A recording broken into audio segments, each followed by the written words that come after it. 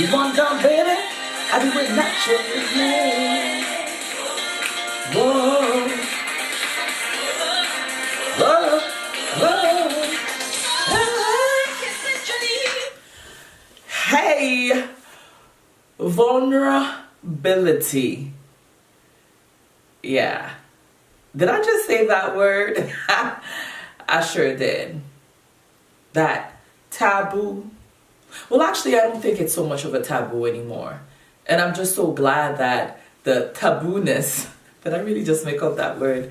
The tabooness and the word vulnerability is gradually dissipating.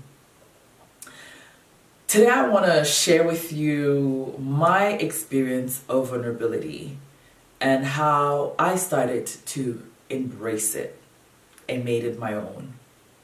You know, growing up in a African home, in a Christian home also, there wasn't such a thing as vulnerability. You know, you'll be beaten from top to the head, from the top of your head to the soles of your feet, and you couldn't go to school and tell, oh, my teachers, oh my goodness, you know, I've been beaten, this and this and that. You couldn't do that. You couldn't necessarily go to your friends and tell them how you felt that mommy or daddy beat you. You know, because at the end of the day, everybody else was getting beaten too. So they just laugh at you and just be like, yo, toughen up. And then growing up, the same thing happens, right? You grow in an environment. Well, I grew up mostly with, you know, people of the same race as me, Ghanaians, Jamaicans. I grew up in that environment. So it's like we are taught to not be vulnerable, to not show your emotions. Even when you cry, you know, sometimes, I don't know about you guys, but even like as kids, you know, you'll get into trouble or something and you really want to lash out and cry, but you can't. You just, you know, you're just holding back tears and holding everything back because you don't want anyone to laugh at you or anything like that. And then you step into adulthood. And now life really started happening. And that's what happened to me. Life has started happening to me in adulthood. And I remember when I gave my life to Christ, like really gave my life to Him and decided to serve Him. I had this friend and we were having a conversation. I don't remember exactly what we were talking about. But in our conversation, my friend made a comment like, oh, you know, all of these people dying and committing suicide, and Quebec is the highest rate of suicide. Back home, you know, we don't have rates of suicide like this. Women, men and women don't go through depression, this and this and this. And then, you know, makes a statement like, oh, depression and suicide, etc., are a white man thing. Okay. And you know me, I was just there and I'm just like, right, I know, right? It is a white man thing. Like, we black, we strong, you know what I mean? Melanin, you know, our melanin be popping. That's our strength. So we hold everything in. Not telling my friend that I actually just had suicidal thoughts just a couple of days ago because I felt unworthy. And I didn't really know what in the world my point or my purpose was on here. So I felt the best thing to do for me is to leave the earth because I couldn't satisfy the needs of, I would say, my parents or the needs of those that surrounded me. See, vulnerability is indeed a very, very hard thing to talk about, especially coming from an African home or a Christian home, because you can't express how you feel.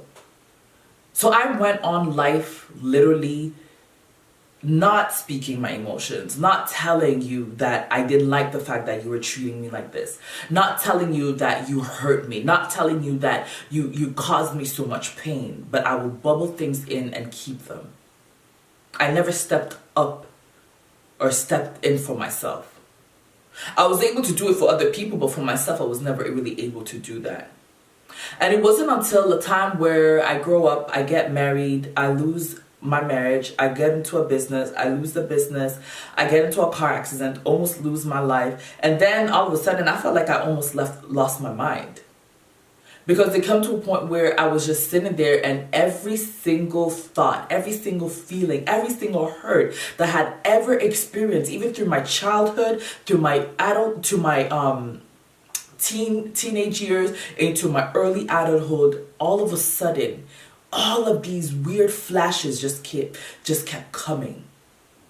And every single pain that I felt just appeared. That's when I knew, like, oh no, I need help. I need to be saved. I need to be rescued. And it was in that moment that I realized that the essence of vulnerability was very important. Actually, at that moment, I didn't know that it was necessarily called vulnerability, but I just knew that I needed to talk to somebody about the way that I was feeling. About the fact that, yes, sometimes I just want to lock myself up and cry all night. About the fact that sometimes even going into amongst people, I dreaded doing that. I needed to speak to somebody about the fact that I literally felt worthless. I felt like there was no point in my life. I felt like there was no goal. I didn't have a goal or a purpose. Yeah, I was a Christian, but those were thoughts and feelings that I was experiencing. And it wasn't until that moment where I started gradually opening up. And I started gradually sharing about how I really felt about things. And it's not until then that I started seeing myself heal and becoming the woman that I know that I want to be in the near future. I'm not there yet. I still go through moments where it's hard for me to share my feelings. It's hard for me to express how I really, really feel. But I've learned that there is so much beauty in vulnerability. You know, we hear that vulnerability is a white man thing. White people are vulnerable. Sorry, my white friends, but literally that's what we hear. White people are the one that could talk about this and that and mental health issue and this and that. And black people, no, we don't talk about those things. But I'm just glad that actually we've come to an era where we're not afraid anymore to speak. Where we will speak our truth even if nobody likes it and even if we don't like it.